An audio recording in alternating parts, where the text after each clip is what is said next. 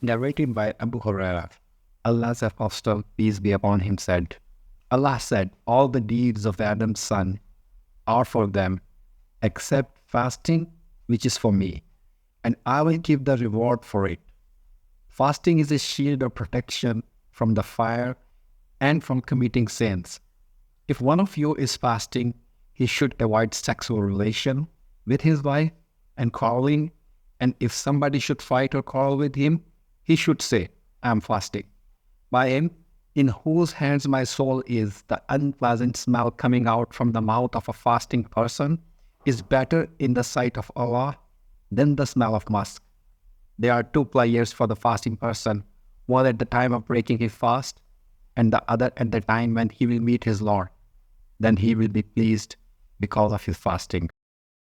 Narrated by Ibn Abbas, the Prophet, peace be upon him, was the most generous amongst the people, and he used to be more so in the month of Ramadan, when Gabriel visited him, and Gabriel used to meet him on every night of Ramadan till the end of the month.